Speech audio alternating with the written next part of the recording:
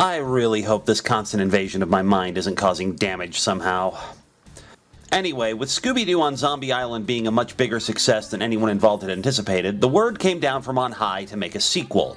However, that immediately hit problems, because now the executives at Time Warner were holding the reins much tighter, to the point they went out and commissioned screenwriters Rick Kopp and David A. Goodman to write the script. This irked the production team considerably, especially when the solution of the mystery seemed like a complete step backwards, reverting to the usual creep in a mask formula. Glenn Leopold took it upon himself to rewrite the last third of the film and bring it somewhat more in line with the aesthetics of the previous movie. Additionally, the team was ordered to tone down the horror aspects of the film, as there were concerns that Zombie Island may have been too scary for some kids. The result was Scooby-Doo and the Witch's Ghost, which was released on October 5th, 1999. Marketing for the new movie was comparable and even exceeded that of Zombie Island, with a soundtrack album being released featuring songs from the movie, as well as some originals by the Hex Girls, a goth rock band created for the film, and the 2 songs from Zombie Island. Behind the scenes, Jim Stenstrom once again took on directing duties for this film, and on the voice front, Shaggy was recast again. Billy West was unavailable due to commitments in recording for Futurama, and as such, Scott Innes wound up pulling double duty, reprising his role as Scooby and taking on voicing Shaggy as well. If you ask most fans which of these movies is the best, usually it's a toss-up between Zombie Island and Witch's Ghost. We've seen what Zombie Island looks like, so let's jump in and find out what Scooby-Doo and the Witch's Ghost has to offer.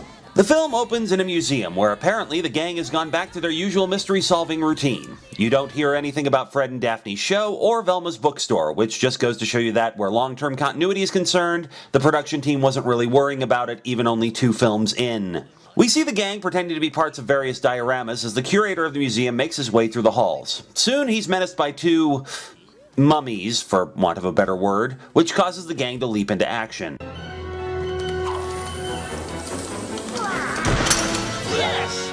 Unfortunately, nets don't really work so well against battle axes, which leads into another rendition of the Scooby-Doo Where Are You theme, this time performed by Billy Ray Cyrus.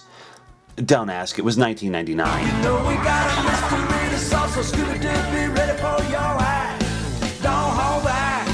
And Scooby-Doo, if you come through, you're gonna have yourself a Scooby snack. That's a fact. However, the chase comes to an end when someone else trips up the monsters, causing them to become entangled in some ancient torture devices. It turns out Shaggy and Scooby's rescuer is horror writer Ben Ravencroft, voiced by none other than Tim motherfucking Curry!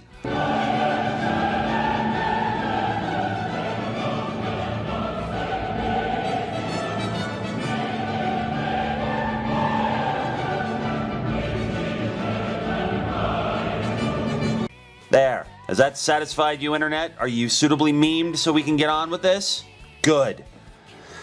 The monsters are revealed to be archaeologists from the museum who are upset that their funding is being cut, and they express their disgruntlement. And we would have gotten away with it, too, if it wasn't for this meddling writer. Yeah, well, at least he didn't call us kids. I hate that. Oh, just you wait, Fred. Velma geeks out over meeting Ben since he's her favorite author, and Ben confesses he's been following the gang's work for a while. He invites them to tag along with him on his trip back to his hometown of Oakhaven, Massachusetts for some R&R. However, when they arrive, they find the town packed with tourists, far from the quiet town Ben expected.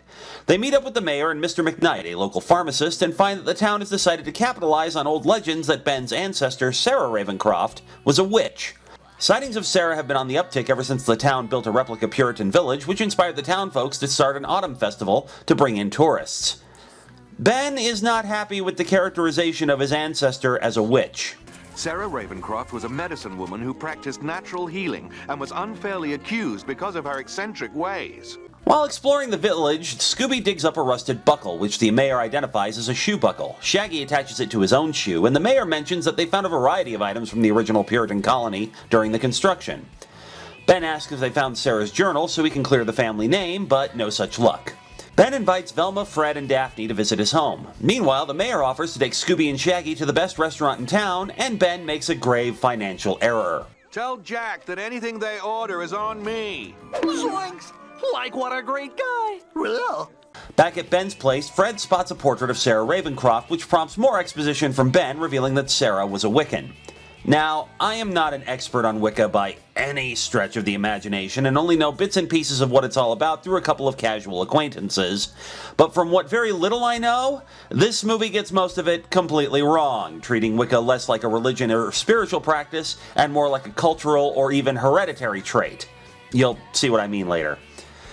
After checking in with Shaggy and Scooby, who have nearly driven the restaurant into bankruptcy, Fred, Velma, and Daphne decide to return to the Puritan village to see if they can catch sight of the ghost. To the tourists' dismay, the ghost is a no-show, and Ben makes a joke that seems a little odd. Too bad. I was hoping to have a little chat with my ghostly ancestor. I wanted to ask her where she hid her journal. Let's give it a chance, Ben. Yeah, it's probably a hokey bedsheet on a wire or something. This could be funny. Again, note Fred being the resident skeptic of the group at this time. Meanwhile, Shaggy and Scooby finally leave the restaurant and encounter some monsters of their own. Like, hi, girls.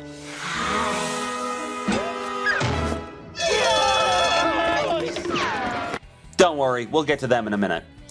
Shaggy and Scooby run off down the street, but soon find they've gone from bad to worse. This town shall pay for what it did to me! The boys crash into the rest of the gang and the ghost vanishes in the process. Investigating, Velma finds an odd powder on the street and several trees have had their branches sheared off. They then spot an odd glowing further down the street and discover the first three witches Shaggy and Scooby encountered. I'm a hex girl, and I'm gonna put a spell on you. I'm gonna put a spell on you. These are the Hex Girls, Thorn, Dusk, and Luna, voiced by Jennifer Hale, the Go-Go's Jane Weidlin, and Kimberly Brooks, respectively. They're an eco-goth rock band from Oakhaven who are on the verge of cutting their first CD. These three made such a huge hit in this film that they've continued to appear in various other Scooby-Doo productions since, with many fans wanting the trio to get a spin-off of their own. Nothing on that front has emerged yet as of this video, but hope springs eternal.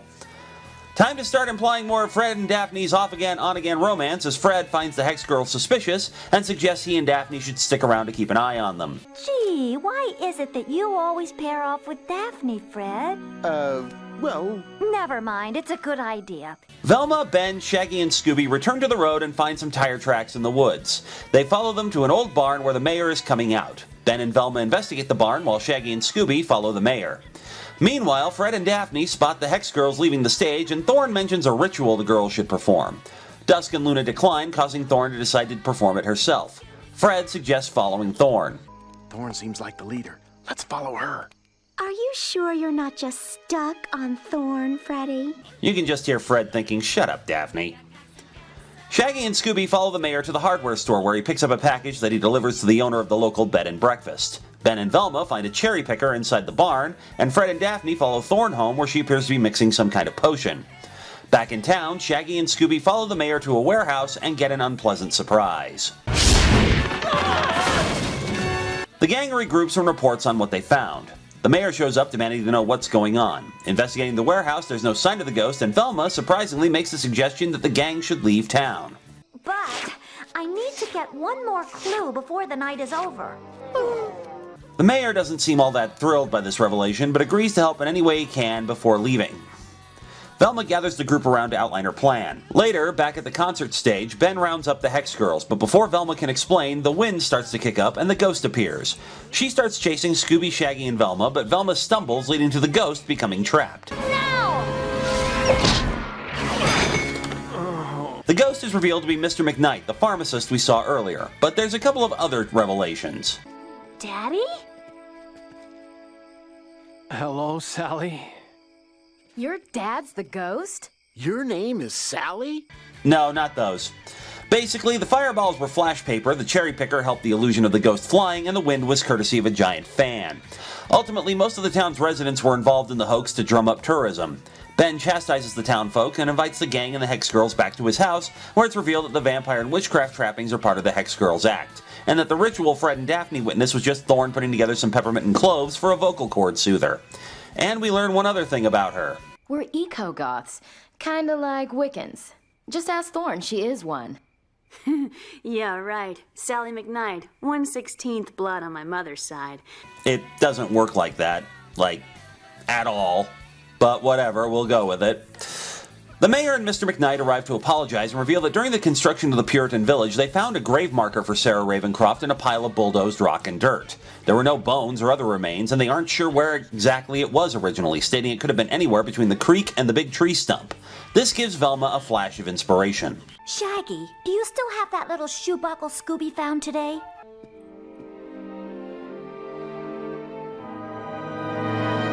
They return to the site where Scooby found the buckle, and Ben realizes he's been searching around the wrong tree for all these years. After some negotiation, Scooby starts digging again and quickly uncovers an old chest, which of course contains Sarah Ravencroft's journal? Because it isn't, Velma. It's a spell book. I guess that makes me a warlock. Ben reveals that once he read about the gang, he set up the mystery at the museum in order to meet up with them and trick them into helping him find the book. So what's his big goal? What else? Take over the world. Of course! No! That goddamn meme really needs to go away now. I'm sorry it ever got space in my head. Ben reads from the book and becomes infused with dark magic. He gloats for a while, like you do, imprisoning the mayor and McKnight in the stocks and tying the Hex Girls to a stake. He traps Fred, Daphne, and Velma in a ring of fire and decides to summon Sarah Ravencroft from her imprisonment in the book. However, as soon as he starts, Shaggy and Scooby arrive with the mystery machine to save the rest of the gang and start driving the hell out of town. Ben tries to stop them but trips up on some pumpkins, giving the gang the opportunity to snag the book. Unfortunately, the victory is short-lived as Ben blows out the tires and manages to get the book back to complete the summoning. Sarah, however, has no interest in ruling the world, preferring instead to torment and destroy it. Ben's not on board with that, so he tries to banish her back into the book, but no dice. Oh, that's good. Thinkest thou art a Wiccan? Sarah imprisons Ben in a ball of magic, and Fred, Velma, and Daphne decide to distract her while Shaggy and Scooby try to grab the book, since they're the fastest members of the gang. Sarah sends a squad of monster pumpkins after them, followed by a giant turkey when Shaggy and Scooby manage to grab the book. Said turkey runs off when Shaggy and Scooby find the right outfit for the job. Like, got the stuffing, Scoob? Well, time to baste this bird. I don't even want to know. Sarah chases after them following this, allowing Daphne and Velma to free the Hex Girls. Since Thorn is 1/16th Wiccan, that is still not how that works. She's the only one there who can banish Sarah back into the book. Sarah manages to grab Scooby by the tail and get the book, so Shaggy does the only thing he can think of. He chucks a bucket of water at the ghost. And she has the only logical reaction. What was that? Shaggy manages to land the bucket on Sarah's head, causing her to drop Scooby. They hightail it out of there, but Velma reminds them to grab the book. A relay happens here as Sarah manages to immobilize Shaggy, who tosses the book to Scooby, who is in turn caught and hands it off to Daphne. Daphne is captured by the tree roots and screams for Fred, who grabs the book and starts running. Fred's caught by a root of his own and throws the book to Velma, who manages to get it to Thorn. Sarah sends more roots after them, but because Thorn's holding the book, the magic is triggered, destroying one of them. Sarah sees this and strikes, hoping to stop Thorn before she can read the spell. She fails. I won't go back alone! Before anyone can pick up the book, a branch from a burning tree falls on it, setting the book aflame and ensuring neither of the Ravencrofts will return. The mayor laments the destruction of the village and the lack of a witch for the Autumn Fest, and while the Hex Girls are still willing to perform, the mayor thinks they're still gonna need a bigger attraction. Mayor.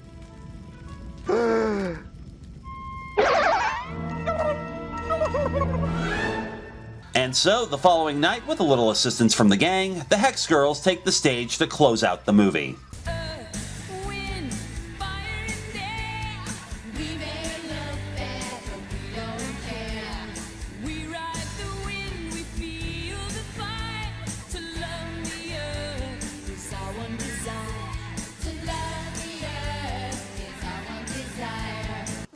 Scooby-Doo and the Witch's Ghost is another great entry in the series. The mixing of both a standard creep in a mask story and a legitimate supernatural menace makes this movie different from Zombie Island, and does a great job of satisfying both fans who prefer the monsters being fake and those who want to see the gang dealing with real supernatural creatures.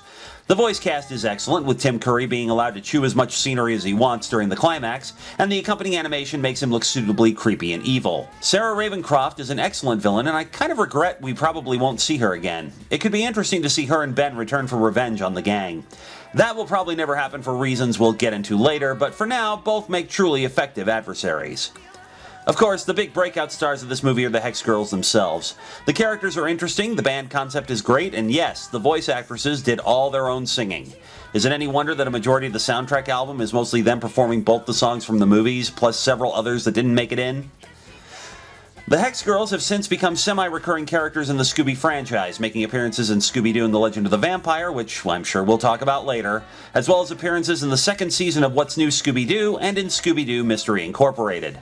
Much like Zombie Island, Witch's Ghost has never gone out of print since its release, and once again I encourage you to go see this film for yourself. It's a lot of fun and just as good as Zombie Island.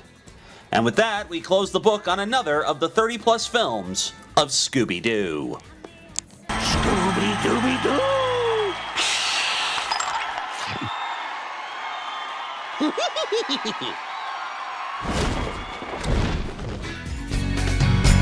Here come those meddling kids to join the chase. No creep can keep them away.